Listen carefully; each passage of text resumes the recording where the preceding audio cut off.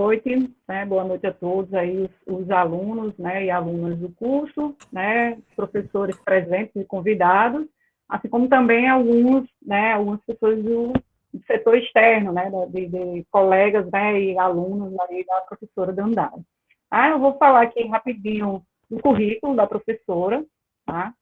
A professora Dandara, né, ela é professora do curso de Educação Física da Universidade Estadual do Rio Grande do Norte, UERN, né, do campus avançado de Pau dos Ferros, né, que fica no município de Pau dos Ferros. É licenciada e mestra em Educação Física pela Universidade Federal do Rio Grande do Norte, membra dos grupos de pesquisa, né, Corpo e Cultura do Movimento, GPEC, né, que é da UFRN, do grupo de pesquisa do Laboratório de Estudos em Educação Física, Esporte e Mídia, LFM, e o grupo de pesquisa e Educação Física, Sociedade e Saúde, né, que eu acho que é no caso da UERN, né, Dandara é daqui mesmo, da UFRN.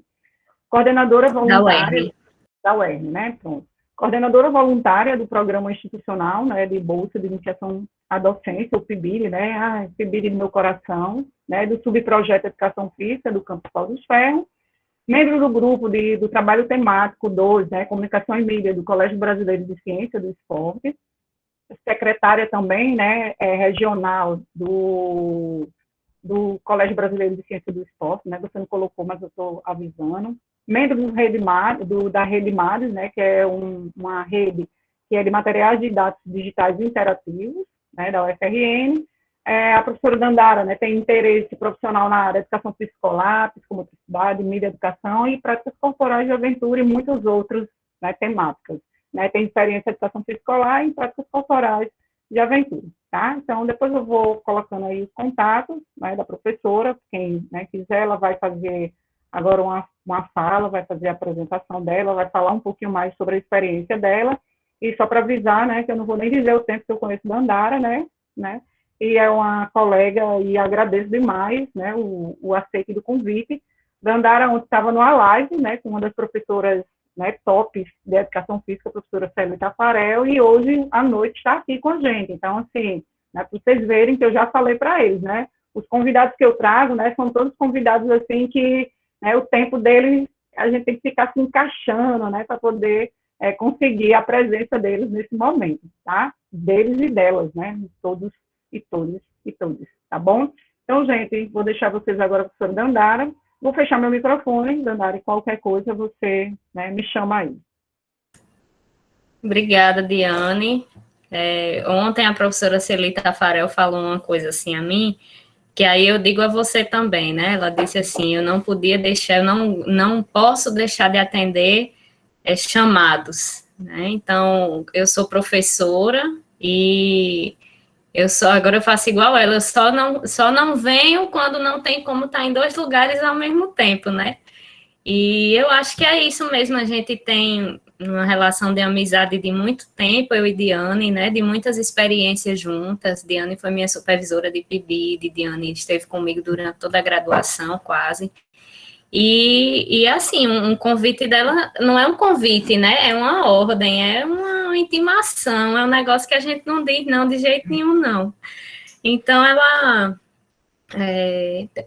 por essa relação, né, também de amizade e de aventuras que a gente já viveu, né, já partilhou juntas, é que a gente sempre que possível, eu fico inclusive muito honrada, né, com os convites, muito feliz e muito lisonjeada de poder estar compartilhando um pouquinho do que eu sei, né, com o esporte e orientação, né, essa modalidade mais específica aí das práticas corporais de aventura, que passei um tempo mais dedicada a ela, depois que eu vim morar aqui em Pau dos Ferros, dei uma distanciada, né, por causa de trabalho, por causa da distância, a modalidade, ela não existe aqui em Pau dos Ferros, embora tenha um potencial gigantesco, né, a gente sai fazendo as trilhas, andando no meio do mato e pensando como é que representa isso daqui no mapa e tal, e tem um potencial enorme, né, assim como várias outras práticas corporais de aventura aqui na região,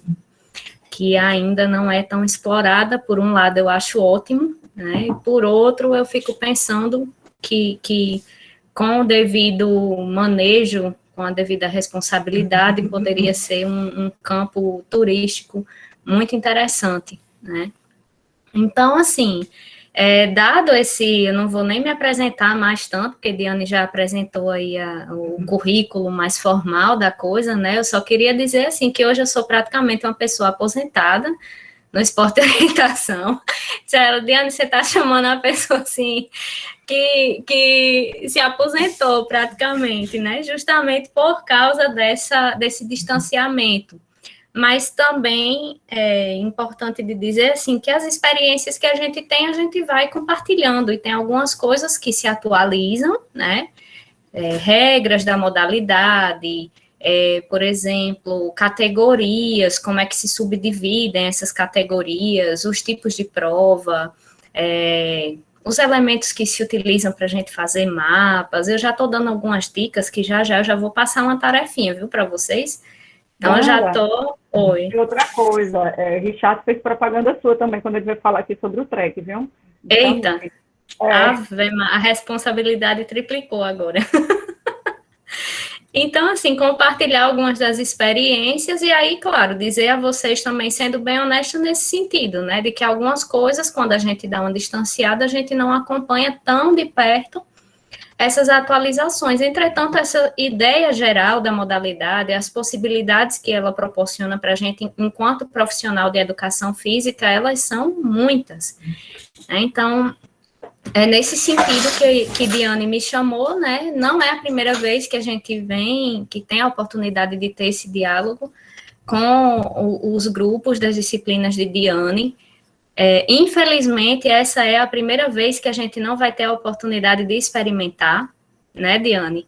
A gente, inclusive, tem mapa do UniRN, a gente tem, né, já fez uma série de atividades por lá, tínhamos planos, inclusive, de fazer a modalidade adaptada para pessoas usuárias de cadeira de roda, né, tínhamos aí uma série de ideias, né, que vão ficar para um outro momento, né, em segurança. Então, é a primeira vez que a gente tem essa perspectiva mais palestra, né, e não tanto da vivência, mas sem dúvida, assim, eu gostaria muito que em um outro momento, né, assim que possível for, a gente pudesse ter essa experiência, essa vivência, porque é uma modalidade muito, como é que eu posso dizer, atrativa, né, uma modalidade muito interessante, uma modalidade muito rica, uma modalidade cheia de possibilidades pedagógicas, de possibilidades de atleta, de formação de todos os níveis, né, assim, e a gente também vai conversar um pouquinho mais sobre isso, um pouquinho mais na frente. E aí, para a gente poder iniciar aqui o nosso papo, eu queria saber de vocês o seguinte, o que vocês já ouviram falar sobre esporte e orientação? Quem quiser ativar o áudio, falar um pouquinho, ou quiser digitar aí no chat. O que vocês já ouviram falar dessa modalidade? Então, boa noite, professora. Boa noite, Meu nome é Jéssica. Eu tenho uma experiência, assim, branda na corrida de orientação, tenho mais, assim, na parte do track, né, e dessas duas modalidades, o que eu posso dizer que eu sei é que a de orientação existe muito mais sobre orientação, como o nome próprio diz, né, e assim, precisa é uma atividade bem mais lúdica e um pouco mais séria do que o trekking, porque não é só o passeio, né? Tem a questão como falar da orientação, para não ser redundante, acho que a senhora entendeu, né? Então, assim, para mim é mais difícil, porque eu gosto mais, no caso do sprint, de correr, competir e chegar lá. O trek de orientação, ele é mais difícil porque você tem que fazer tudo que o trekking faz, mais a orientação, né? É uma coisa, acho que é isso aí. Mais alguém? Jéssica já traz uma coisa muito bacana para a gente começar a discutir. O próprio conceito. Quem mais? Bora, Sibeli. Eu tô só observando aqui, só observando. Oi, meninas, boa noite. Boa noite, Sibeli. Eu vou ficar aqui com a câmera desligada, que eu tô na cozinha. Mas, assim, complementando a fala de Jéssica aí, né? Acho que, assim, a orientação eu comecei a conhecer um pouquinho atrás, um tempo atrás, inclusive com Dandara, né? Que fez uma oficina tanto para a gente na formação continuada de Natal, quanto também no mestrado, né? E aí, quem corre track, né? Jéssica está dizendo que corre track, eu também corro track, né? Quem corre track muitas vezes faz a comparação, né? Mas quando a gente começa a estudar um pouquinho mais a parte da orientação, você entende, por exemplo, que o mapa da orientação e o mapa do track trazem informações completamente diferentes, né? Quando você consegue realmente fazer a leitura na orientação, você vê que o mapa da orientação, apesar de a gente achar inicialmente que é bem mais complicado, ele traz muito mais informação do terreno do que o mapa do track, que usa uma carta, né? Aérea, não uma foto aérea do terreno, né? Então, assim, é uma modalidade que requer de você que você realmente busque conhecer mais para que você possa realmente explorar todas aquelas opções que existem no mapa e que são disponibilizadas para o atleta que vai correr, para quem está para quem está participando numa prova de orientação. E é muito interessante você aprender a utilizar a bússola, a fazer os azimuths, que é uma coisa assim, que eu estou me interessando bastante agora, que finalmente aprendi a fazer azimuth. E aí é muito encantador, realmente. São coisas diferentes, né? O track e a orientação, mas que tem alguns elementos em comum, né? E é isso. Cheiro, Dandara, cheiro, Diane. Cheiro, lindona. Mais alguém? Eu tô de cabeça baixa porque eu tô anotando as coisas todas aí que vocês estão falando, eu tô anotando tudo. Mais alguém? Podemos começar o papo com esses dois elementos aí que as meninas trazem, né? Cibele, no final da fala dela, ela disse assim, é uma modalidade que a gente percebe que tem coisas em comum, né? O que é que tem em comum entre o trekking de aventura, que é uma modalidade que está cada vez mais, como é que eu posso dizer, mais difundida, mais praticada, e que bom, né? E a orientação, justamente a orientação. Mas essa orientação redundante que Jéssica falou, professora, a orientação tem mais orientação do que o trekking, né? Que aí fica até redundante. E é redundante realmente, Jéssica, por quê? Porque a orientação, nesse caso, ela tanto vai dar nome à modalidade esportiva, como ela também vai ser a técnica utilizada tanto na modalidade esportiva, esporte e orientação, quanto no trekking de aventura, quanto nas corridas de aventura, que antigamente tinha, Diane conhece bem, né, Diane? Não era trekking, eram as corridas bem mais longas aí, né, que envolvia diversas práticas corporais e técnicas ai meu Deus, verticais, né, que era dessa perspectiva de montanhismo, de remo, de bike, né, mountain biking, e também o trekking, né, e também a caminhada ou a corrida aí nas trilhas, nas ruas, enfim. E aí essas provas, elas têm em comum, assim, tanto essas que a gente faz pedestre, quanto as que a gente faz de bike, quanto as que a gente faz, às vezes, de carro, né, tem modalidades que também tem, a técnica de orientação.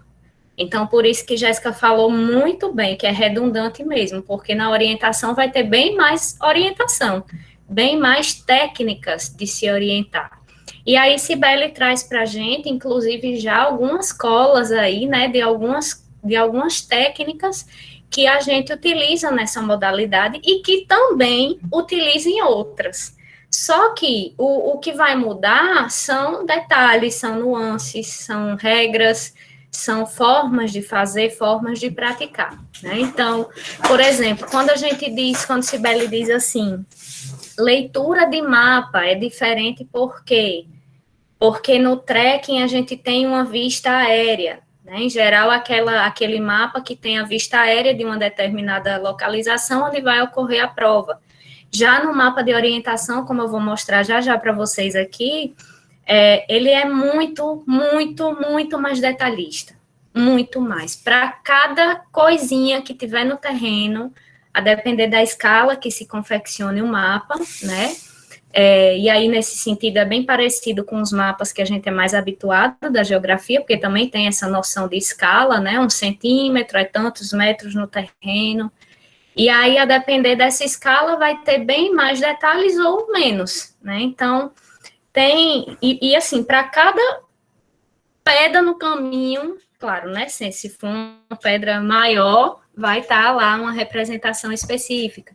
Se a mata é mais aberta, ou se é uma mata fechada que não dá para a gente passar, né, que não é transponível.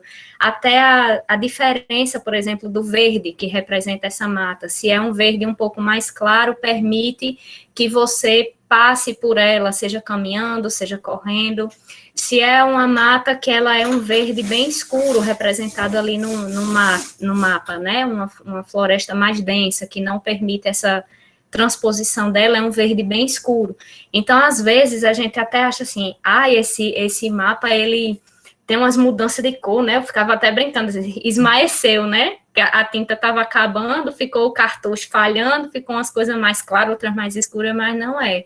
Cada detalhezinho daquele quer dizer uma coisa distinta. E aí isso vai influenciar completamente no que a gente chama de escolha de rota, de escolha de percurso, na pernada que a gente vai fazer. Então, são alguns termos aí que eu já estou trazendo, né, já adiantando um pouco aí dessa conversa, para vocês já irem, né, eu gosto de dizer aos alunos assim, é bom quando a gente aprende uma coisa nova, que a gente começa a dar nome a coisas que a gente nem sabia que tinha nome, né, então, os termos técnicos, quando eu vou de um ponto ao outro, na orientação é uma pernada, vou ali na cozinha pegar um copo d'água, é uma pernada ali na cozinha para pegar um copo d'água, né, então, são formas aí que a gente tem. E aí, baseado também nesse, que eu falei agora desse exemplo de casa, eu queria compartilhar com vocês, antes da gente começar, algumas experiências, antes da gente começar, eu já estou falando há meia hora, olha, Diane já fica preocupada. Algumas experiências, a pessoa já está falando há meia hora e está dizendo assim ainda, antes da gente começar, para aí. Então, algumas experiências assim, professor Juliano Pimentel, ele tem um grupo de pesquisa, né? Quer falar? Quinta-feira ele vai estar com a gente, tá? Só avisando. Menina, e a gente já vai fazendo propaganda, um do outro, assim, na sequência. Eu não sabia que ele vinha, não foi combinado, portanto. Mas eu achei bacana de trazer para vocês o seguinte, ele é uma pessoa extremamente criativa, né? E ele promoveu um curso de aperfeiçoamento de práticas corporais de aventura na perspectiva do lazer e tudo mais. E aí, eu e mais duas colegas, que também são feras, assim, de orientação, ele, Risso e Patrícia Araújo, ele colocou a gente para fazer desafios às turmas com esporte e orientação nesse cenário remoto que a gente está, né? Então, a gente desenvolveu uma apostilazinha para professores, né? Que eles podiam, tanto eles fazerem como alunos, quanto também utilizarem nas suas turmas. E também ele pediu que a gente propusesse desafios que as pessoas pudessem fazer na casa delas, né? Mesmo nesse formato remoto, mesmo com essa resguardada toda a segurança. E aí eu vou compartilhar com vocês aqui o link do canal, do Grupo de Estudos de Lazer, que é o GEL. Ele não está organizado, assim, por playlist. Eu estava até procurando ver se eu achava as playlists. Mas tem uma série de videozinhos aí curtos, né, que eu e a Eli, e ele mesmo também, a gente foi fazendo, né, diversas modalidades, diversas possibilidades, fui apresentando diversos equipamentos e materiais, elementos que compõem, como é que a gente pode produzir prisma, como é que a gente faz o azimuth, Cibele, dentro de casa mesmo, orientação com ponto cardial. Então, tem algumas técnicas que são mais específicas da orientação, e aí tem também alguns desafios, né, que ele pediu. Então, eu compartilho aí com vocês, caso vocês tenham interesse de dar uma olhada depois. Dá pelo menos para rir, sabe, da presepada. É divertido. E aí dá para a gente experimentar também, né? Nessa ocasião, inclusive, eu até, acho que eu guardei, a gente até testou, eu até testei aqui em casa, Diane, a orientação com mapa com alto relevo. né? Então, Tá aquela ideia que a gente tava, da pessoa com baixa visão, né? com baixa Também, visão ou com deficiência visual mesmo também. Mas E aí, eu digo baixa visão que depois né? é a cegueira total, né? A cegueira total ou com baixa visão. E aí foi a primeira vez, inclusive, que eu experimentei, ainda não tinha confeccionado e muito menos vivenciado, né? E aí coloquei uma vendazinha, fui colocando os corrimões aqui em casa, no sentido de fita, né? Que ia me guiando durante todo o espaço que eu tinha. E aí, por que eu pensei, né, nessa possibilidade? Porque a orientação, ela é uma modalidade, mesmo a prática esportiva, né, a revelia de várias outras que a gente conhece, ela por si só já é uma modalidade muito inclusiva. Tanto porque competem juntos pessoas de todas as idades, né, masculino, feminino, de idades diversas aí, desde dos super pequenos, acompanhados pelos pais, até enquanto a pessoa tiver afim, vai ter categoria garantida para ela em uma prática esportiva, em um campeonato, né?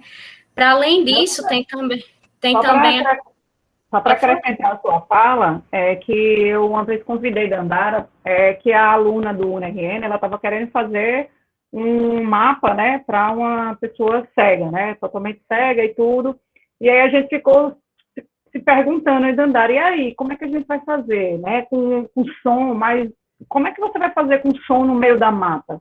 Né, assim, porque existe barulhos diversos, né, de passarinho, pisada, então, assim, a gente ficou quebrando a cabeça, e aí, por exemplo, já é outra alternativa, né, Danda? Fazer um mapa de alto relevo, porque a gente também não, né, naquela época a gente não pensou, eu também não pensei, você está me dizendo agora, eu já estou, né? Não, e é justamente isso, assim, essas experiências, elas vão fazendo a gente pensar em outras possibilidades, por exemplo, Diana, esses dias na disciplina que estou cursando no PPGED, a professora estava comentando que tem um programa que acontece no Instituto Metrópole Digital que acolhe alunos com superdotação e altas habilidades e eles desenvolvem, assim, inúmeras possibilidades.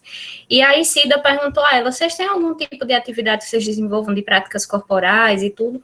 Eu sei que no meio da conversa surgiu essa história de que deveria fazer orientação, que eles poderiam desenvolver algum tipo de aplicativo, de software. Ela disse, não, mas eles já desenvolveram, tem um aplicativo para a pessoa com deficiência visual, que eles desenvolveram, para a pessoa pedestre que circula pela UFRN, pelo GPS, pela localização, ele vai dizendo em que lugar da UFRN a pessoa está. Então, nesse sentido, daria para a gente pegar aquele mapa, né, tentar transformar ali algum espaço e fazer essa perspectiva bem inclusiva. E aí ela só disse assim, eles só ficaram chateados porque quando eles desenvolveram o aplicativo, eles não levaram em consideração as pessoas que andam no circular.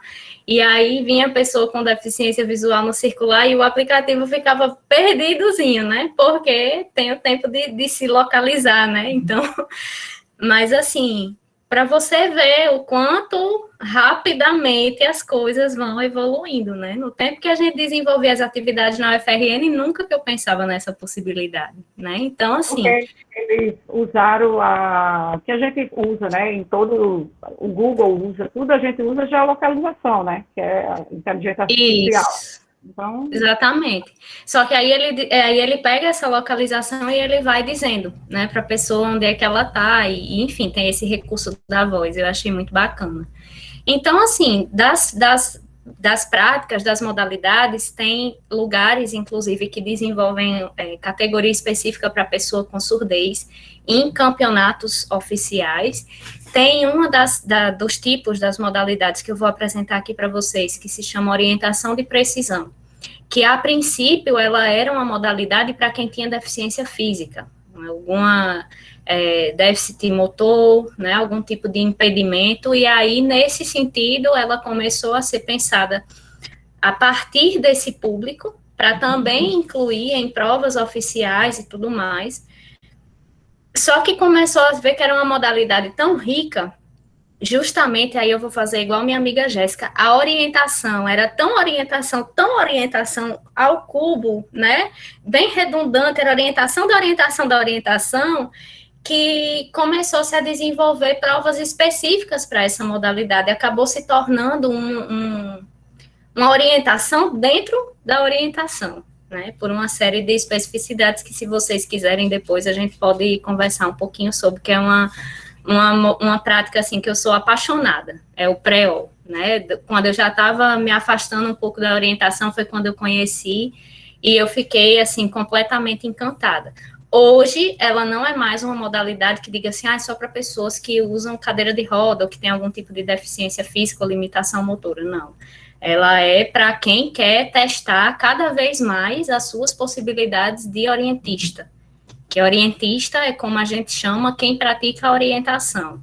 Então, tem esse termozinho também específico, né? E aí eu trouxe aqui alguns slides porque a orientação, ela também carece, né, como ela é muito imagética por causa do mapa, por causa desses elementos todos, equipamentos que a gente usa, e como a gente não vai ter a possibilidade de mostrar, né, a vocês, a gente traz umas figurinhas, tá certo? E aí, assim, o primeiro momento, ele vai ser uma passeada, vamos dizer assim, uma coisa mais conhecendo a modalidade, né, para reforçar um pouco, para vocês começarem a construir a partir de pequenos vídeos, de memes que meus alunos do ensino médio, na época da dissertação, construíram. Então, várias das imagens que estão aqui são alunos de ensino médio que construíram a partir do que eles aprenderam sobre o esporte e orientação, quando eu ensinei na educação física escolar. Então, já trago como uma possibilidade, né, principalmente para quem está na área da licenciatura. E aí eu vou perder o contato com vocês, Diana, e qualquer coisa, quem tiver dúvida, gente, pode ficar à vontade para perguntar, ativar o áudio, não tem problema, não tem problema de cortar raciocínio, nada disso não, fiquem bem à vontade, certo? Deixa eu só voltar para o começo, né? Então, assim, falei um bocado aí sobre as ideias iniciais, sobre a modalidade e tudo. E aí é importante de destacar para vocês, assim, quais são as experiências que eu tive com essa modalidade esportiva que fazem com que Diane pense na minha pessoa em algum momento, né? Primeiro de tudo, eu estava lá no 7º período da graduação e eu estava querendo ensinar práticas corporais de aventura na escola, porque eu era praticante de escalada em rocha. E, na época, eu tinha dificuldade de pensar como é que eu ia aplicar aulas práticas dessa modalidade, se eu não tinha um muro de escalada, se eu não podia montar aqueles, né, um paredão, enfim. E aí, na época, meu esposo começou praticando a orientação. Aí eu, curiosa, vou nas provas com ele, né? Ele ia correr e eu ficava ali observando. E comecei a prestar atenção que era uma modalidade que tinha uma riqueza tão grande de elementos e de possibilidades pedagógicas que eu disse, rapaz, eu acho que isso dava bom se eu levasse para a escola. Eu acho que seria mais fácil de fazer. Eu acho que esses materiais aí não são tão complexos, né? Não são tão difíceis quanto, por exemplo, fosse a escalada, né? Vamos dizer. Então, aí, dessa curiosidade, eu disse, vou começar a participar, porque eu queria ter minimamente um contato, um aprendizado, para poder eu me sentir mais segura também para ensinar, né? E aí, comecei nessa lógica da participante.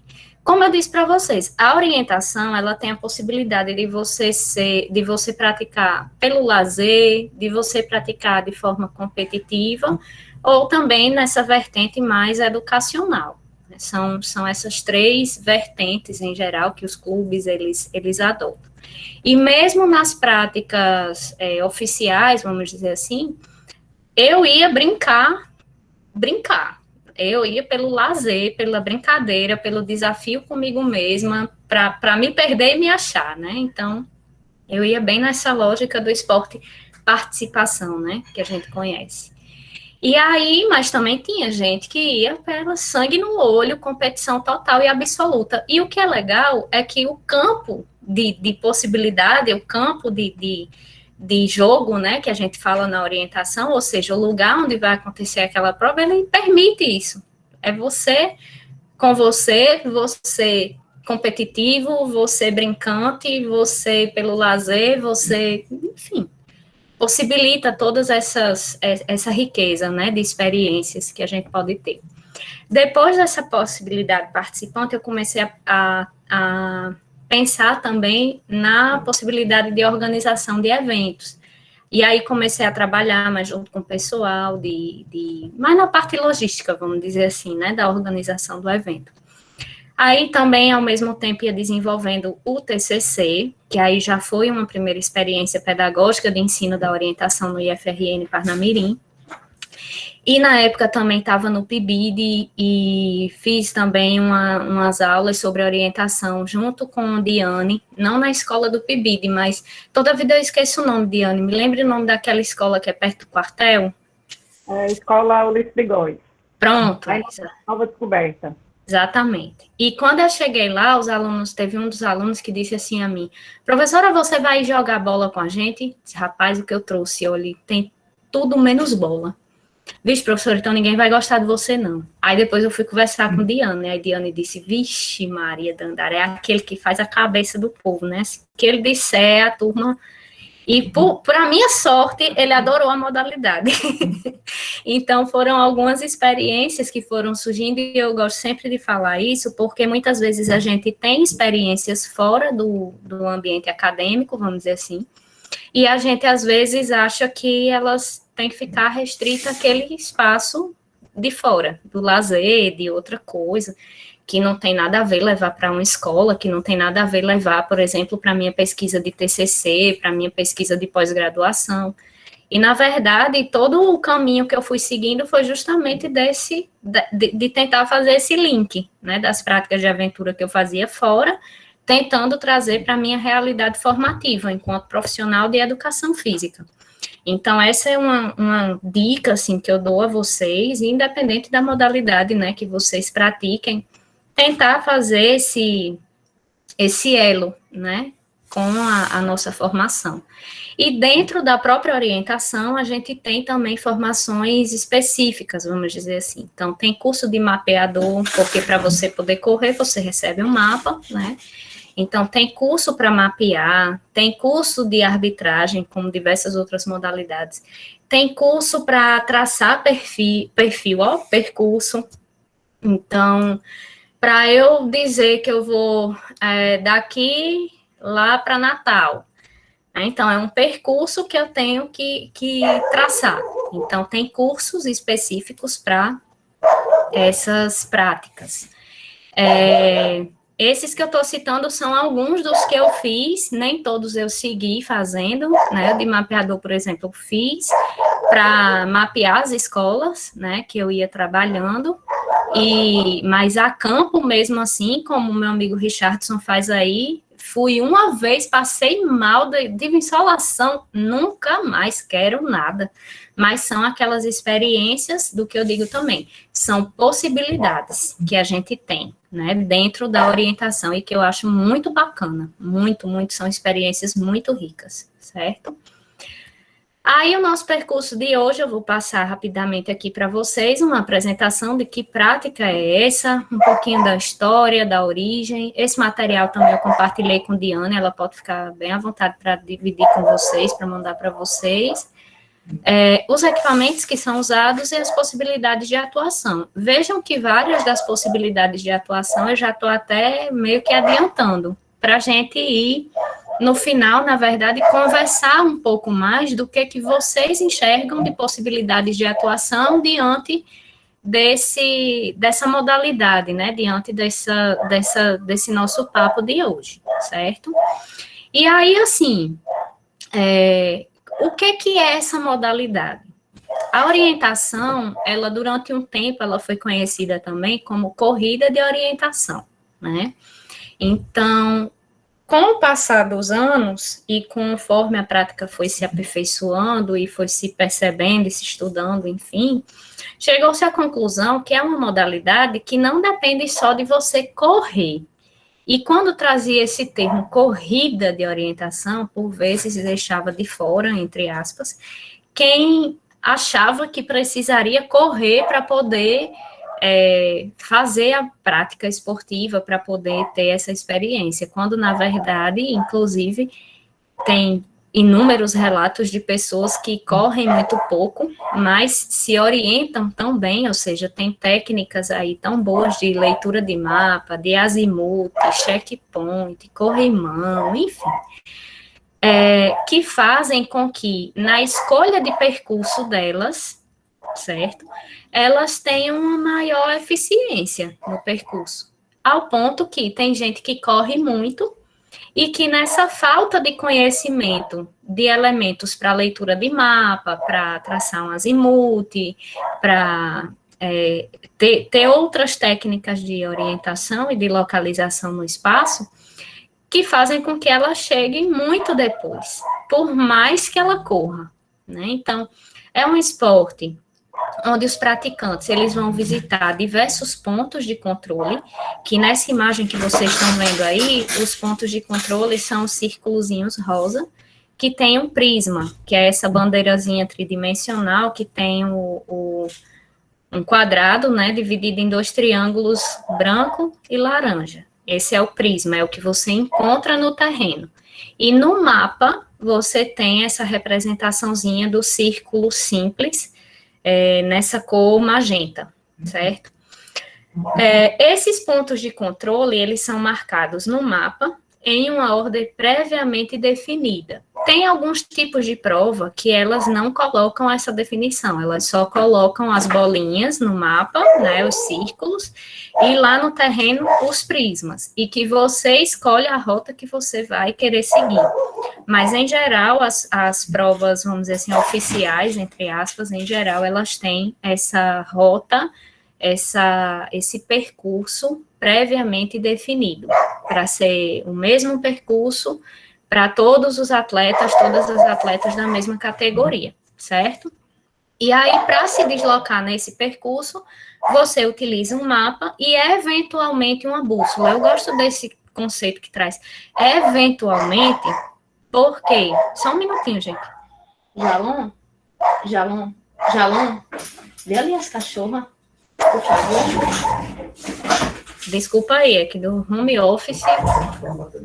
Eita, os dois. E aí, assim... Normal. Desculpem, porque elas... Não é nem hora, é hora delas estarem dormindo já. E aí, assim, nesse sentido, o eventualmente uma bússola, por quê? Porque a bússola, ela é um equipamento complexo de ser usado. De você entender o funcionamento, a questão de ver azimuth, né, de ter essa técnica do azimuth apurada, que a Tessibeli falou assim, finalmente eu aprendi, né, justamente porque até você ter essa técnica de uma forma segura, que você utilize de uma forma segura, leva um tempo. E também pensando nisso, a orientação, ela tem diversas categorias, que vai do iniciante até a elite. Então, nas modalidades de categorias que são de nível iniciante, de novatos e tudo mais, a gente nem precisa usar bússola, a gente precisa o quê? Ler o mapa, entender o que essa carta está querendo me dizer daquele terreno, né? Então, também desmistifica um pouco isso, de que, para você poder praticar orientação, você tem que saber usar, fazer o azimuth. Não, eu passei anos, inclusive, praticando e ensinando nas escolas, sem necessariamente chegar a esse ponto, porque é uma técnica avançada, né? E aí, essas características, tem a natureza como campo de jogo, e aí eu grifei o natureza, porque o natureza aqui ele não está sendo entendido só como um ambiente rural, como um ambiente que não tem intervenção humana, como um ambiente que não tem nada urbanizado, não, está entendendo natureza como nós, né, a complexidade de todas as pessoas que formam um campo, um espaço. até porque a orientação, ela tem a prática tanto nesses ambientes mais de floresta, de rios, de montanhas, quanto também tem a prática mais urbana, principalmente na modalidade de prática de sprint, que aí a minha colega Jéssica, que falou que gosta muito dessa coisa da corrida, né, de ser mais rápida, o sprint traz essa possibilidade, embora também tenha simbologia de mapa específica para esse tipo de prova, né? O mapa da região onde será realizada, ela é comum a todos, ou seja, esse campo de jogo, ele vai ser comum a todas as pessoas que vão praticar. O que vai mudar, então? O percurso. O percurso que vai ser desenhado nesse mapa pelo traçador de percurso, ele vai ser diferente de acordo com cada categoria. É uma modalidade contra-relógio, sim, no sentido de que ganha o mais rápido, mas não necessariamente o que corre mais, por aquela característica que a gente já conversou antes, né? Então, por mais que corra, que chegue mais rápido, se chegou mais rápido, foi o primeiro a chegar, eita danado, foi o primeiro a chegar. Mas se eu tiver errado a sequência dos pontos, ou se eu tiver deixado de marcar algum ponto, né, a gente não, em algumas provas, inclusive, há até a desclassificação, em outras você é penalizado, né? Então, não basta só chegar mais rápido. E isso é que é o legal da orientação. E uma outra coisa importantíssima de destacar é a perspectiva de respeitar a natureza. Então, se em qualquer prova de orientação tem muito essa característica muito forte, se você for visto desmatando, agredindo, utilizando de qualquer subterfúgio que desrespeite aquele campo de jogo ou que descaracterize ele de alguma forma, você é penalizado. Né? Então, a gente não usa esse campo só no sentido do uso, usufruo e vou embora. Né? A ideia, pelo menos, é que tenha também muito forte essa perspectiva do respeito à natureza. Aí a gente tem as modalidades, como eu já conversei com vocês um pouquinho antes, a principal, a que a gente está mais habituada, que a gente mais conhece, né, aqui no RN, principalmente, é a modalidade pedestre. Mas tem também a orientação de precisão, que é essa que eu conversei com vocês também, que a princípio ela tinha essa vinculação, né, com a pessoa usuária de cadeira de roda, e para trazer essa distinção de logo, vamos dizer assim, ainda se utiliza. Tem a mountain bike, né, que é o MTBO, que é de orientação, e também o esqui. Então, esses são os tipos de modalidades que a gente tem dentro da orientação. Aí tem um videozinho que aí deixa eu só ver aqui, que acho que eu vou precisar mudar o formato de apresentação. Esse videozinho foi de um aluno do IFRN, na época que eu estava fazendo também a dissertação, né? Ele falou, cada turma tinha que produzir um tipo de material, um tipo de mídia, explicando um pouco do que tinha aprendido sobre o esporte e orientação.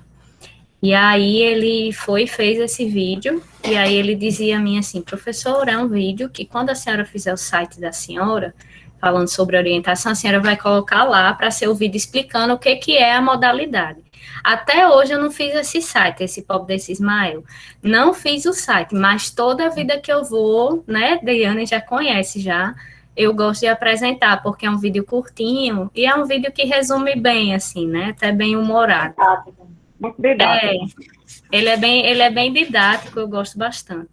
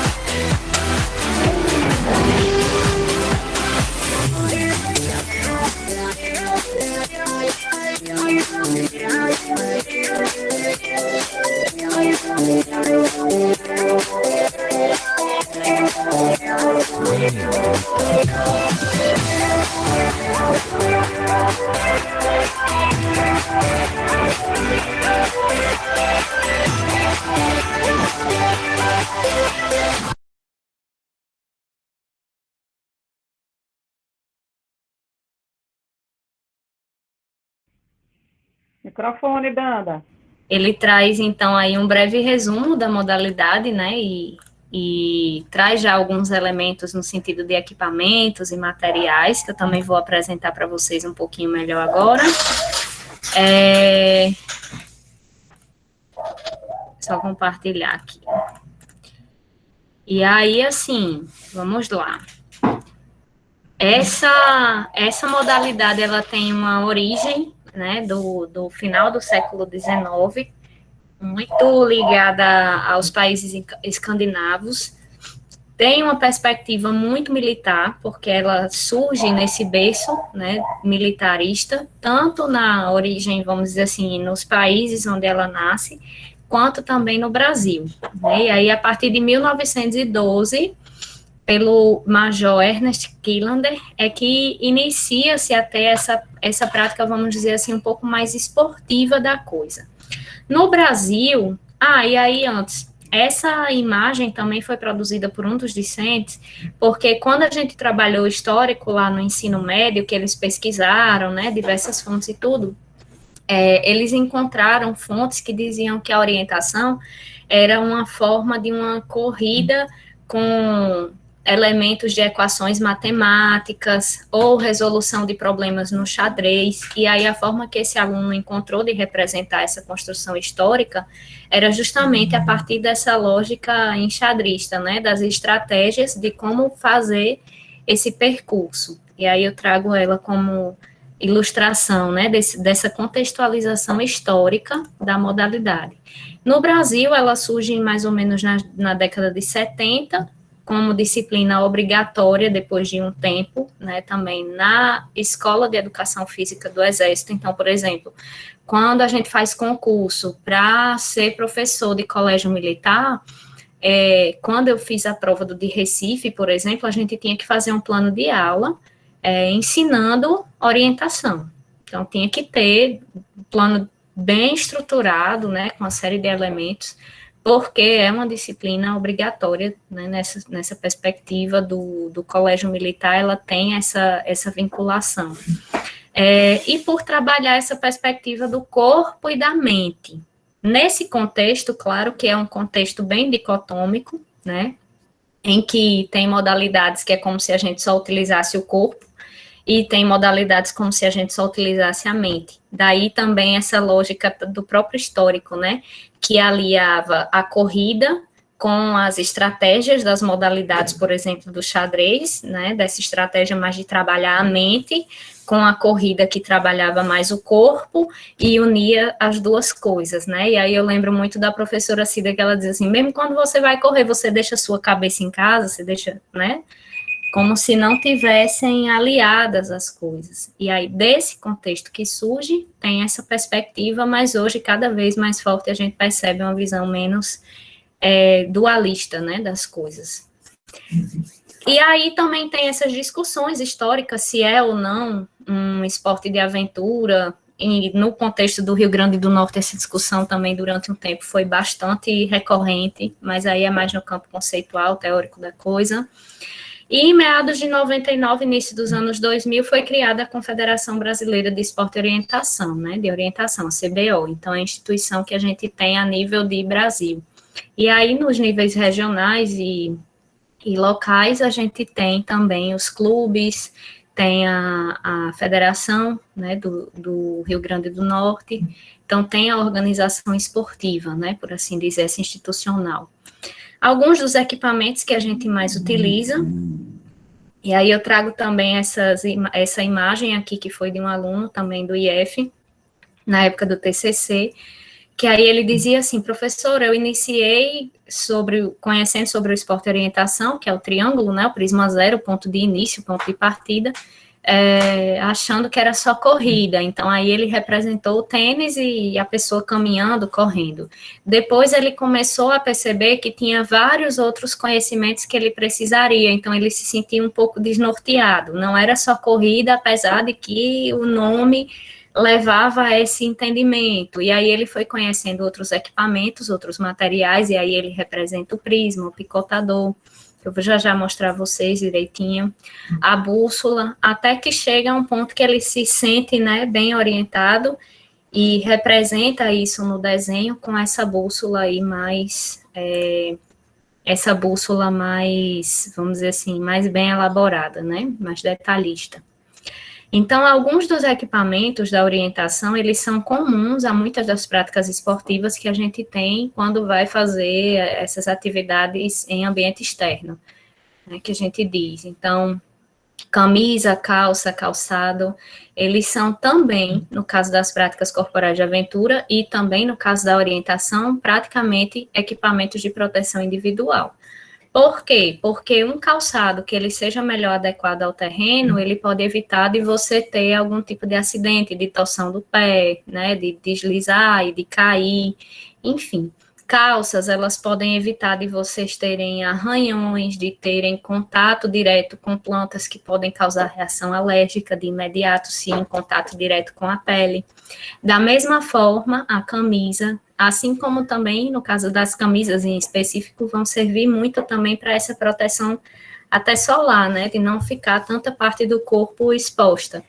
E também, a depender da sua categoria, a depender do seu nível, tem lugares que você atravanca que vai ter muito espinho, que vai ter muita cerca, né? Então, são alguns elementos aí que servem também como proteção individual, certo? Aí eu trouxe mais detalhadozinho aqui alguns desses equipamentos. As camisas, é interessante de dizer que na orientação as camisas têm que constar o número do atleta, tem que constar o clube, tem que constar, de preferência as de prova, né, elas sejam de manga longa, mas também não é obrigatório, pode ser essa de meio braço. As calças, é interessante que elas sejam também compridas, né, não é obrigatório que seja legging, mas que seja comprida. Os tênis, aí eu trago esse, porque ele tem uma superfície, né, bem diferenciada desses tênis mais comuns que a gente conhece, que são mais utilizados no nosso dia a dia ou para a própria corrida. Então, Dandara, esse tênis, na época que eu corri, era meu sonho de consumo, mas era caro. E eu, aluna de graduação, meu Deus, agora. Meu sonho de consumo era um tênis dele. É desse jeito. Que aí a gente, na época da graduação, a gente pescava, assim, nos sites que até hoje eu suspeito que isso era original, sabe? Mas que tinha umas promoções, assim, quando virava a edição desse ano foi lançada, aí a do ano passado tinha umas queimas de estoque, né? Aí era quando a gente, uma vez na vida, comprava, passava o resto da vida pagando. Mas esses tênis, eles são um investimento mesmo, né? Quando a gente para pensar, assim, o terreno que a gente corre, o terreno que a gente passa, que tem desníveis, curvas de nível, né? Sobe, desce, pedregulho, que é muito fácil da gente escorregar quando a gente está com aqueles tênis que tem o solado mais rente, né? Pode ver que aqui ele tem uns grampos, né, uma superfície bem mais em relevo, justamente para evitar. E tem também um alargamento da superfície dele, que faz com que o pé ele tenha maior superfície de contato, evitando, então, esses entorces da lateral do pé. Assim como também ele é bem mais, como é que eu posso dizer, robusto, mais endurecido na lateral e na base. Também para evitar que às vezes a gente pega o tênis e faz assim, o tênis de corrida. Por quê? Porque ele precisa ser maleável, né? Para dar um conforto para a gente enquanto a gente corre. Já esses calçados que são utilizados em práticas outdoor, nas práticas de aventura, eles precisam ser mais duros. Quanto menos ele fizer esse movimento aqui, melhor. Não à toa até que aquelas botas que a gente usa para fazer, por exemplo, o trekking, elas são bem duras. Por quê? Para evitar justamente que o pé ele torça. Por quê? Porque a superfície é muito instável. Então, como eu disse, né, um equipamento até de proteção individual.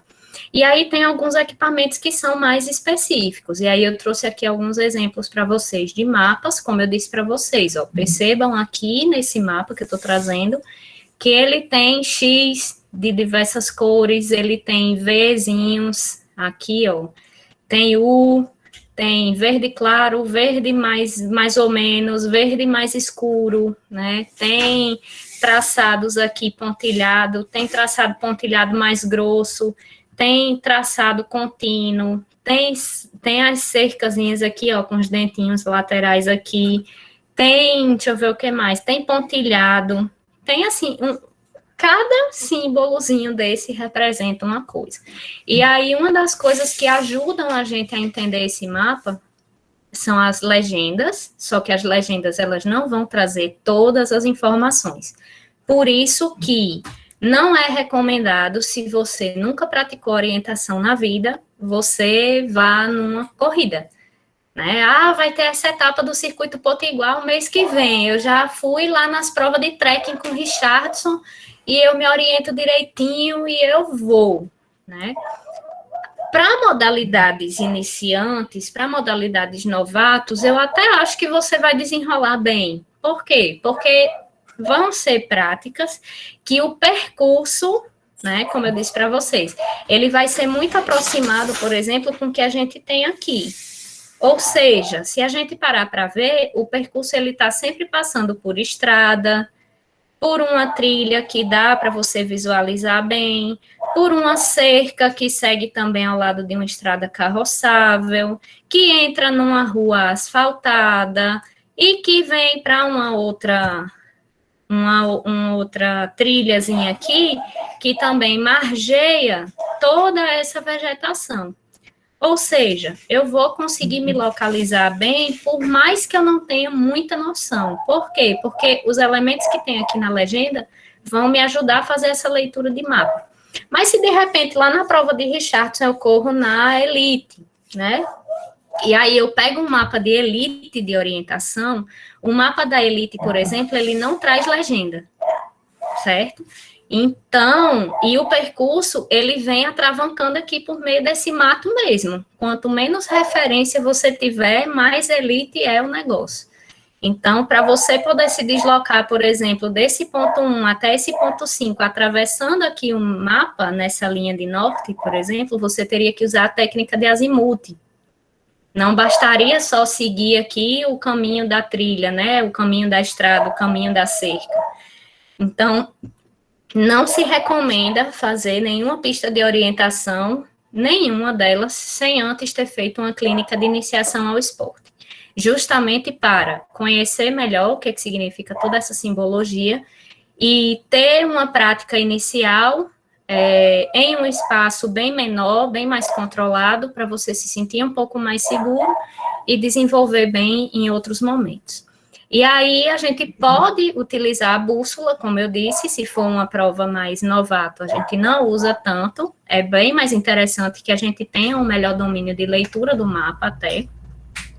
E para as categorias mais avançadas, a partir de alfa, né, a gente já utiliza, aí sim, tem que utilizar, né, tem que ter esse domínio da técnica, porque senão fica igual a mim. Sentei no mato, comecei a chorar, me desesperei, pronto, só saí de lá quando uma amiga disse, não é por aqui, deixa de besteira, pronto, aí eu fui embora.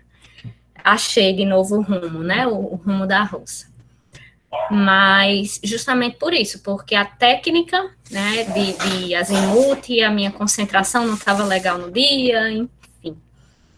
Além desse material específico, né, do mapa, é importante de dizer o que é a vocês. Eu trouxe aí alguns elementos, assim, também para vocês estudarem em outros momentos.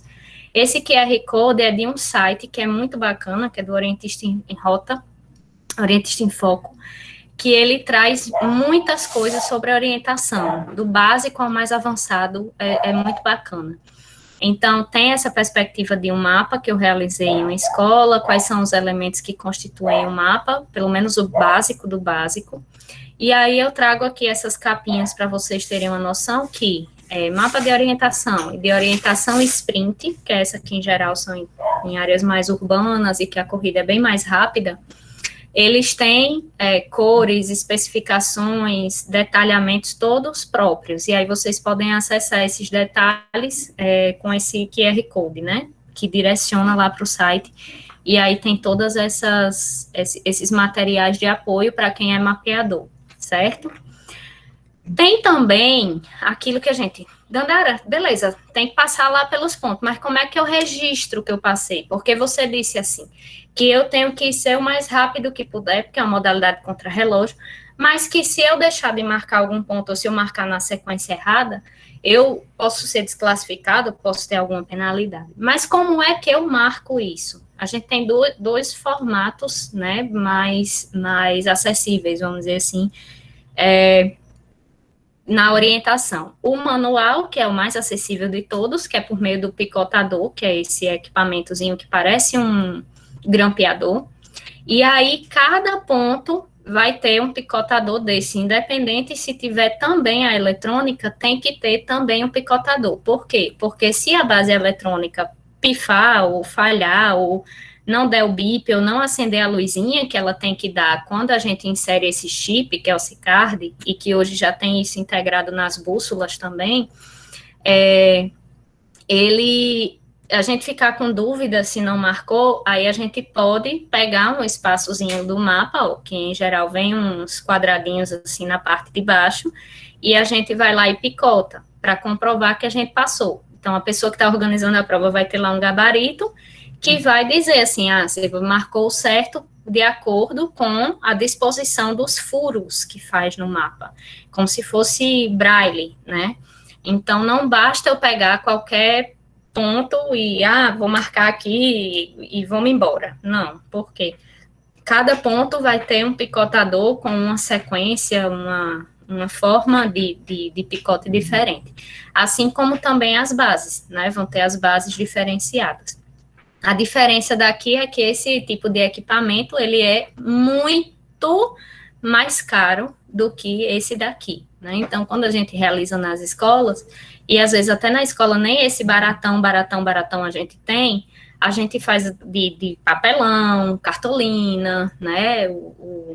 O prisma, a gente faz a sistemática de marcação com canetinha colorida, enfim, várias outras possibilidades que a pessoa registre, né, que ela realmente passou naquele ponto. Essa é a lógica. E aí, agora eu queria que vocês me dissessem aqui, nesse caça-palavra, alguns termos de alguns equipamentos, certo? Que eu falei, né, ao longo da nossa apresentação, para ver se vocês gravaram. São equipamentos que são mais específicos de uso da orientação, não são aqueles lá, tipo assim, calçado, calça, blusa, não. São mais específicos da orientação. E aí eu queria que vocês agora achassem aí. Vou dar dicas. Aquele equipamento que a gente coloca no dedo, né, que faz a marcação eletrônica, se chama chip. Tem essa palavra aí eu quero ver se vocês encontram. Cadê vocês? Para ver se vocês ainda estão acordados, né? E aí? Vou já colocar nota nessa atividade aí. Rapaz, eu tô aqui, mas não achei nenhum.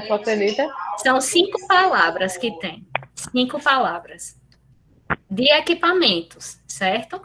Então, vamos só pensar aqui quais foram os equipamentos que eu falei.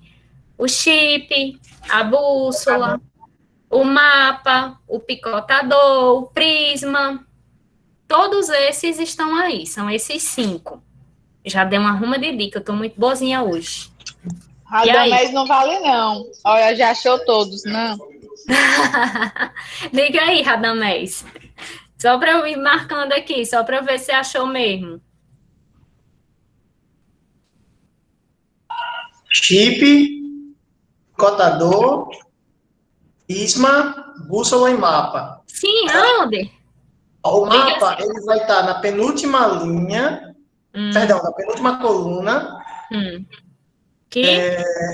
Oi? Aqui? Rapaz, se orienta da esquerda ou da direita? Penúltima coluna. A penúltima coluna. Penúltima, se levar em consideração assim, eu tô entendendo que é aqui também.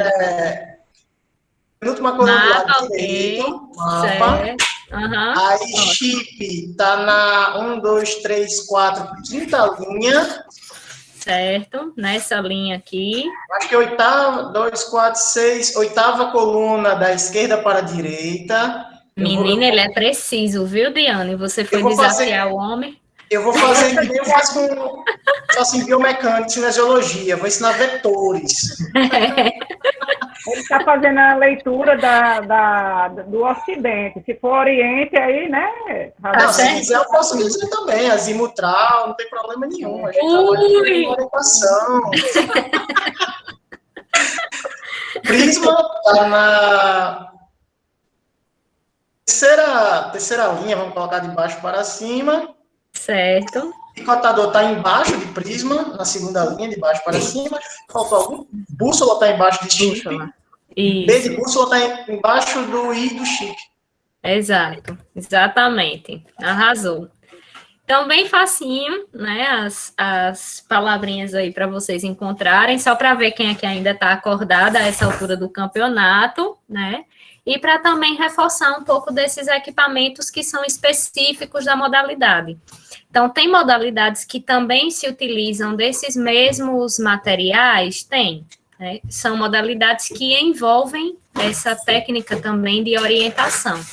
Entretanto, até o próprio prisma, que é utilizado na orientação, essa bandeirolazinha laranja com branca que a gente viu em diversos locais aqui ao longo da apresentação, ela é específica da modalidade orientação, ou pelo menos surgiu nesse âmbito, né?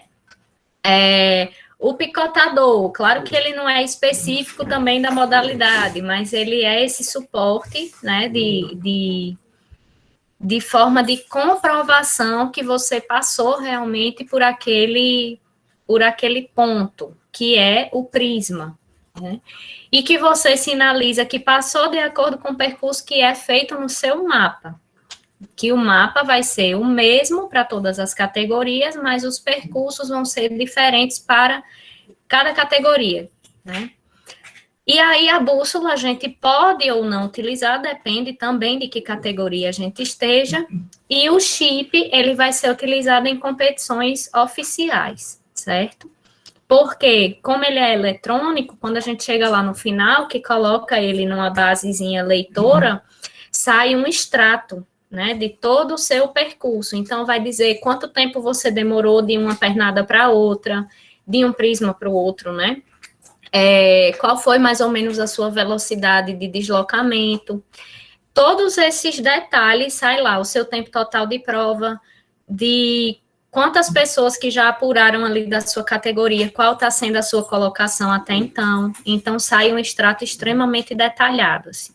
Então, por isso que as provas oficiais, elas recorrem a essas apurações eletrônicas. E aí, eu acho que Richardson também já deve ter falado nisso, que ele é fera, utiliza aí os sistemas mais tops de apuração. E aí, assim, considerando tudo isso que a gente aprendeu até agora, da orientação, eu trago também esse meme, que foi um dos alunos também do IF que fez, que eu acho que ele é muito representativo, tanto da potencialidade educacional, pedagógica, de ser trabalhado desde atividades bem lúdicas, atividades bem básicas, atividades bem elementares, com atividades muito simples de fazer, até atividades que sejam bem mais complexas, que envolvam muitas técnicas combinadas. Da mesma forma que tem essa possibilidade dessa sistematização, vamos dizer assim, do ensino da orientação para o contexto escolar, e foi isso que me chamou muita atenção enquanto professora, né? Ela tem também essa possibilidade de atuação na modalidade, ou com a modalidade, ou a partir dela. E é um campo novo, um campo fértil, né? Tanto de estudos, de pesquisas, quanto também de possibilidades de atuação, como eu disse para vocês. As especificidades da modalidade, os cursos específicos que a modalidade oferece, e também como a gente, enquanto profissional de educação física, pode ter essa atuação, seja pedagógica, seja no treinamento esportivo, seja na prescrição, seja, enfim, em que campo a gente quiser atuar, né? Então, aí eu trago esses memes, né, que os alunos fizeram justamente para exemplificar o quê? Se a gente quiser trabalhar numa perspectiva bem básica, bem elementar, é possível. Se a gente quiser fazer uma coisa um pouquinho mais elaborada, a gente vai se apaixonando, né? E aí é quando ele diz, o esporte de orientação é lindo. Depois a gente pode explorar campos que a gente ainda não conhece, que são extremamente desafiadores para a gente. Que no caso dele era uma prova que a gente fez na UFRN, que era um lugar que eles ainda não conheciam. Então, quando a gente se desloca, vai para esse campo desconhecido, vai para esse desafio, que é o que diz dessa característica da aventura, dessa modalidade, é algo que pode ser extremamente surpreendente. E aí, quanto mais a gente estuda, mais a gente conhece possibilidades. E aí, o que eu achei bacana é porque quando ele foi explicar essa imagem aqui, ele dizia, professora, você dizia a gente, estude a ISON, estude a ISON. A ISON são aquelas simbologias que são utilizadas para a gente fazer um mapa de orientação. E aí ele, não estudar isso não vai precisar disso não. E quando chegou lá na UFRN, ele ficou extremamente perdido, né? Ele chegou no Natal Shopping e não chegava atrás, não encontrava os prismas, né? E aí eu trago isso para exemplificar esse campo de atuação também, assim, que quanto mais a gente estudar, quanto mais a gente conhecer, mais possibilidades a gente vê de envolvimento. Eu falei algumas delas, a partir da minha experiência vivida, e sem dúvida em lugares em que a modalidade ela é mais explorada, né, que tem mais investimentos, tem também muitas outras possibilidades que as pessoas têm vivenciado junto ao esporte e orientação. E aí, como eu disse, né, muitas perspectivas, tanto para a licenciatura quanto para o bacharelado. Uma coisa que eu achava muito carente na época era justamente de ter pessoas, não só da orientação nesse caso, mas das práticas de aventura em geral, de terem pessoas que pelo menos conhecessem as modalidades para quando a gente fosse procurar, por exemplo, uma academia de musculação, que eu quisesse um treinamento mais específico que pudesse me auxiliar nessa prática esportiva, seja na escalada, seja na orientação, enfim, que tivesse profissionais que pelo menos conhecessem essas modalidades para orientarem melhor o tipo de atividade que eu poderia fazer, né? O tipo de atividade no sentido da musculação, por exemplo, né? E aí eu trago também essa imagem que um dos alunos também construiu lá no IF, que aí ele dizia agora, né, por onde eu vou? Caminhos não faltam, resta a gente conhecer que possibilidades são essas, ou seja, se desafiar e se aventurar literalmente, ir para o desconhecido. E aí, a partir dessa minha perspectiva, assim, da minha experiência, eu coloquei aí também os QR Codes de acesso às experiências que eu tenho na perspectiva pedagógica mesmo, né, de ensino da orientação no contexto escolar, tanto do TCC quanto do mestrado. Caso vocês tenham interesse, tem relatando melhor históricos, materiais, planos de aula, né, tem umas ideias aí que são interessantes, que vocês podem ter como base, né, para pensar coisas melhores. E é isso, assim, dessa apresentação era isso, mas agradecer a vocês pela atenção, por estarem até agora me escutando pacientemente, né, e a Diane também pelo convite, né, e aí eu me coloco à disposição, se vocês tiverem dúvidas, questionamentos, críticas, que mais que vocês foram lembrando aí ao longo da apresentação que a gente possa ir conversando, fique à vontade. Menino Franklin tá aqui? Chega que agora eu infartei, Franklin. Ai, que alegria. Gente, Franklin foi, assim, a pessoa que me aguentou muito na orientação, né, Franklin? Muitas dessas intervenções aí ele teve junto no Clube de Orientação Potiguar, nosso COP, né? E Ave Maria, chega, eu vou chorar. Muito bom lhe ver, meu queridão. E esteve junto sempre em muitas provas, a gente passou muito perrengue, né, Franklin? Chega, cachorro! Pois muito perrengue na orientação. Menino Jonatas também, que é isso? Invasão do COP. O Risto deu o link aqui para que nós pudéssemos acompanhar. Ai, que delícia. E os perrengues que nós passamos se viu de grande aprendizado, né? Graças a Deus superamos. Com certeza. E eu lamento muito novamente a ida de vocês para longe, né? Diminuiu aqui a nossa logística ali. Você e Jalon são incríveis, né? São demais, então é um braço direito e tanto para qualquer área. São profissionais de alto talento. Muito bom. E aí, Franklin, boa noite. Ah, não acredito aí. Boa noite, alô, meu amigo. Saudades, meu amigo. Diane, desculpa aí, mas eu tinha que mostrar. Jonatas está aí também, já. Mas é uma família, a apresentação estava sem invasão aí. Depois qualquer tipo. Gente, é isso, o esporte, né, como uma forma geral, as práticas esportivas, né, as práticas corporais, né, melhor dizendo, ela faz isso, né, faz amigos, né, faz companheiro, traz afetividade, né, ainda mais no contexto da natureza, né, que a gente tem uma relação próxima, né, com nós mesmos, praticamente, com nós mesmos, e fazemos amizades, né, e as amizades, elas se perduram, né, para ao longo da vida. E Dandara com Franklin é uma família, né? Eu conheci o Franklin por meio de Dandara também, né? Então, assim, a gente tem algumas referências dentro, né, das práticas corporais, né, de uma forma geral, da aventura, e Franklin é uma dessas pessoas, né? Ele sempre, as práticas que foram realizadas lá no UNRN, junto com Dandara, com Jalon, com o Érico, né? O Érico, que foi ex-aluno do UNE, que também fez o TCC dele sobre orientação, e também, né, a gente desenvolveu atividades, né, em 2018, 2019, né, e em 2020, 2021 a gente ficou aqui, né, sem poder estar, mas fazendo de forma presencial, mas se encontrando aqui, né, de forma virtual.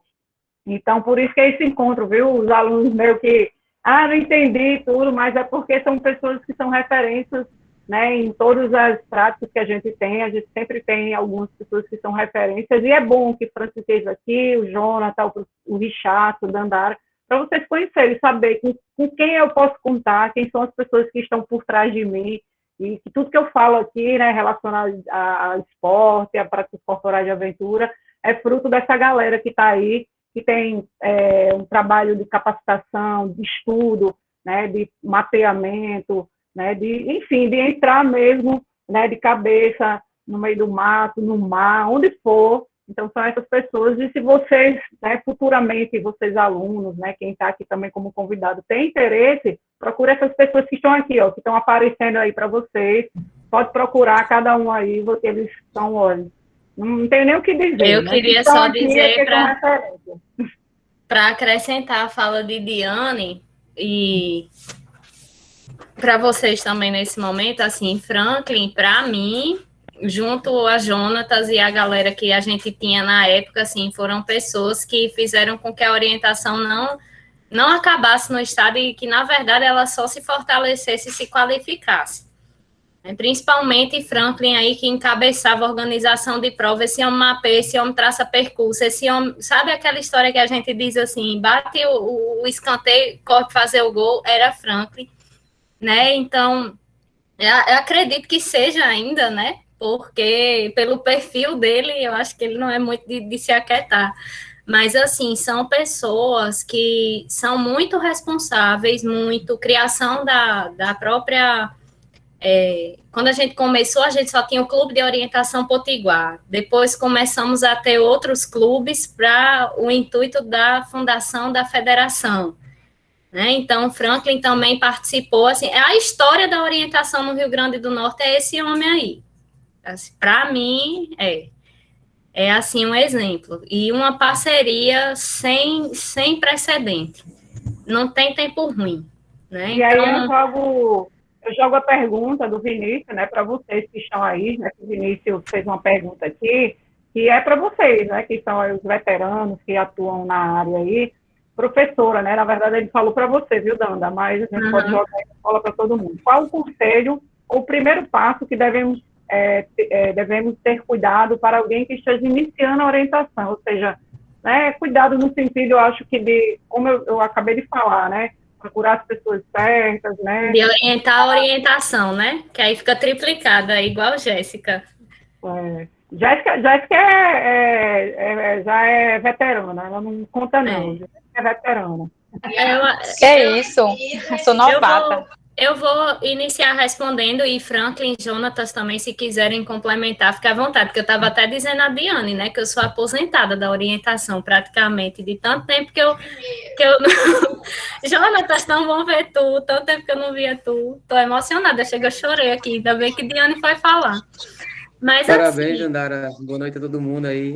Eu estava aqui só ouvindo aqui a palestra, você, como sempre, fazendo sucesso, né, e lutando pela orientação aqui, que a gente tanto defende aqui no Estado, né? Como você falou, Frank encabeçou e encabeça o você esporte aqui no também, Estado, Jonathan. e Diane, né? E qualquer outro. Eu também aqui, eu sempre estou aqui auxiliando o Frank, mas sempre aprendendo. E A Diane, e qualquer parceria. outra pessoa aí que precisar de qualquer informação e quiser entrar em contato, estamos aqui sempre disponíveis, tá certo? Para o esporte. E seguimos sempre em frente aí. Um abraço para você, para Jaon. Quem sabe aí, quando passar essa pandemia, a gente possa se encontrar novamente. Olha, Sim. grande Richard aí, ó. Eu gostei do cabelo, viu? Gostei.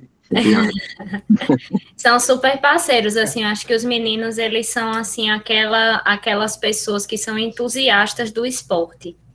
E eles investem o que pode e o que não pode, né, em ver a modalidade crescer e evoluir, ter cada vez mais pessoas comprometidas com ela, não só atletas, né, porque é muito bom também a gente chegar, participar da prova e se embora, pronto, né, mas eu acho que conhecer mesmo a modalidade, trocar figurinha, fazer amizades, né, ter essa parceria é fundamental. E a orientação, ela trouxe isso, né, pra gente. Então, respondendo a pergunta, foi Vitor, né, Diane, que você falou? Perguntou. Vinícius, pronto, desculpe, Vinícius. Eu acho que a primeira coisa é, de fato, buscar uma orientação. E a orientação, no caso da orientação, não é necessariamente a orientação de um profissional de educação física. Porque, infelizmente, como eu disse a vocês, a nossa área, às vezes, nem sequer conhece nem de longe essa modalidade. Então, muitas vezes, como a gente não tem essa vivência, porque, obviamente, a gente não tem como conhecer todas as práticas esportivas, todas as práticas corporais, todas as modalidades que existem, a gente tem nem essa obrigação, né? Claro que não. Mas, a partir do momento que a gente conhece minimamente, o que seria a primeira dica, né, a primeira orientação?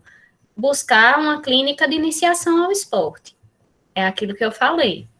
Porque, por mais que às vezes a gente tenha experiência com outras modalidades que utilizam da técnica de orientação, nem sempre a gente vai ter habilidade para desenvolver a orientação, esporte e orientação.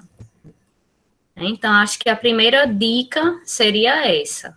Inclusive, para quem quiser dar essa dica a outras pessoas, eu recomendo também que experimente, né? Eu sempre brinco, assim, sinta na pele essa emoção. Vá para uma clínica, vá participar da parte da teórica, da prática, né? Depois vá para uma das etapas, de fato, né, da modalidade, vá experimentar. Porque só quando a gente vive, né, é que a gente tem também essa maior segurança para orientar melhor, inclusive para pensar possibilidades aí de intervenção da gente enquanto profissional de educação física. Não sei se Franklin, Jonatas, Richardson quiserem dar outras dicas aí também, fiquem à vontade, mas eu acho que o primeiro passo é esse, né? E assim, eu até coloquei aí no chat, queria deixar aberto para Frank, Jonathan, Richardson, né? A Dandara já tem um contato dela, e para também deixar o contato, caso algum aluno tenha interesse, né, de participar de cursos, né, de capacitação, de experimentar, como a Dandara falou. Né? Infelizmente ou felizmente, a gente está nesse momento aqui, né? Eu digo infelizmente porque a gente se isola, mas a gente também tem possibilidade de encontrar, né, com algumas pessoas que talvez a gente não conseguisse se encontrar presencialmente, né?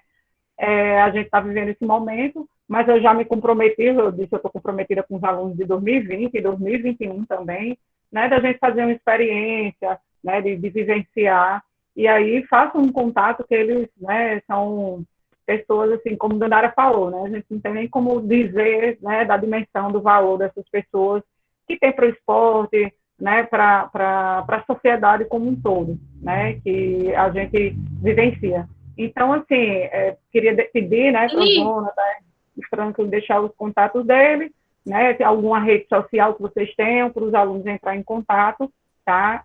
Dandara quer falar, eu gostaria de passar a palavra para a Dandara, para fazer o fechamento do fechamento, né? Se Jonathan, o Franklin e Richard também quiser fazer alguma palavrinha, e depois a gente encerra por aqui. Danda?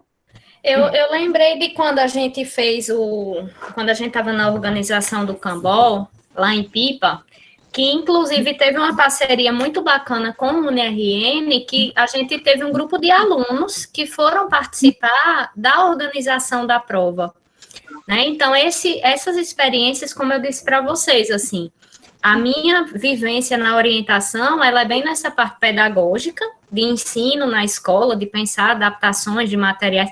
Às vezes, tem até gente que dizia que não era orientação, mas pensando do que é possível, inclusive de recursos do que uma escola pública tem, né? A gente desenvolvia as atividades. E também essa perspectiva de organização de evento, porque é de um aprendizado que vocês não têm noção. De gestão, de estresse, de você controlar, assim, né? Aqueles... São situações que eu fico dizendo assim, o esporte ele forma para a vida mesmo, porque são nessas situações que a gente vai aprendendo a lidar com as intempéries, com os imprevistos, tanto na prática esportiva, da aventura, quanto na organização, porque tem coisa que foge do controle da gente, né? Então, ter essa convivência, essa serenidade, às vezes, de lidar com as coisas, essa resolutividade, que era o que eu via muito em Franklin, assim, serenidade nem sempre, mas a resolutividade era incrível, né, assim, o pepino maior do mundo vai resolver assim, assim, assim, pronto, já destacava não sei quem, né, e já resolvia, assim, as coisas de forma muito resolutiva, e isso também são características que são importantes, e que às vezes a gente acha, é uma prática esportiva. Não, mas os desafios da vida profissional que a gente tem, muita coisa que hoje eu paro, respiro, me podia estar tão pior, sei o quê, né? É justamente lembrando dessas organizações de provas e tudo que a gente leva, né, para outros momentos. Então, assim, inclusive, e aí, assim, propagandas à parte, né, mas, assim, valorizando mesmo esses investimentos que Diane faz e que a UniRN também vem apoiando, eu acho que é a instituição de ensino superior que mais teve parcerias com a orientação, né? No sentido de, né, Franklin, de disponibilizar espaço, de ter realizado prova de sprint lá, de ter disposto alunos para ter essas experiências na organização de provas, de a gente ter feito clínicas por lá, de a gente ter feito várias dessas aulas que a gente tinha aqui e depois, no final de semana, ia lá, montava a pista e tinha essa experiência prática, né? Então, assim, é uma instituição que tem esse diferencial junto com a orientação, que é muito bacana. Depois que eu vim para cá, eu sei que Oscar continuou indo várias vezes também, né? Então, a gente não perdeu esse vínculo com a Uni, é uma instituição que vem sendo muito parceira, muito pelo elo de Diane, que cabe destacar também, né?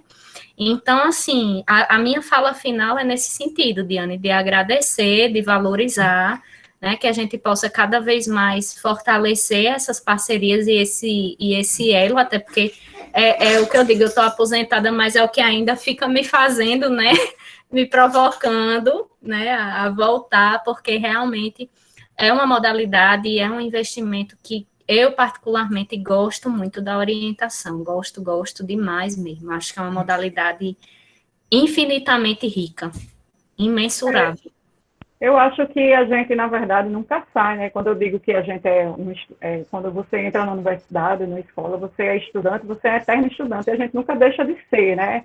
Nunca deixa de aprender, nunca deixa de ser orientista, né? E A gente migra para outras áreas, né? Migra aí para outros campos, mas não deixa, né? Fica incorporado, né? Por isso que quando o Danda fala da questão da experiência, de vivenciar, depois que você vivencia, eu tenho aqui, acho que Jéssica, não sei se outras pessoas também já vivenciaram, sabe do que a gente está falando. Depois que a gente vivencia, quando alguém fala, você sabe, você, né, vai aquela nostalgia, aquela lembrança, né, do que era. E com relação... Aquele gatilho, né,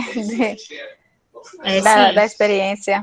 As sensações, até hoje eu lembro das sensações, as angústias, o choro, a alegria que dava de conseguir desenrolar uma pernada, sabe, assim, são emoções mesmo, né, que a gente vai trabalhando ao longo das provas, enfim, nem falar muito não, porque eu tô frouxa, sabe? Exatamente. Voltei. Bom, vamos lá, gente. Então, a gente está essa parceria desde 2015, né? Então, eu digo 2015 foi quando eu comecei a ministrar essa disciplina no UniRN. Então, para encerrar, né, gostaria de agradecer a presença aí de Richard, o Cibele voltou, né, o pessoal do setor de extensão também que está aqui, né, dando apoio, Jonathan que entrou, Franklin, né, o grande Franklin mestre, e mais uma vez a Dandara, que se disponibilizou por esse momento, por essa noite maravilhosa, tá? E agradecer também esses alunos maravilhosos que estão com a gente até esse momento, querendo, né, aprender e conhecer um pouquinho mais. E assim, como eu digo toda aula, gente, em breve, se tudo der certo, a gente consegue fazer as práticas, mas por enquanto, a gente está nesse momento, eu gostaria que vocês compreendessem, né, todos nós estamos se cuidando para que no futuro a gente possa, sim, de verdade, estar todo mundo junto e vivenciar esse momento, tá bom? Eu vou parar aqui a gravação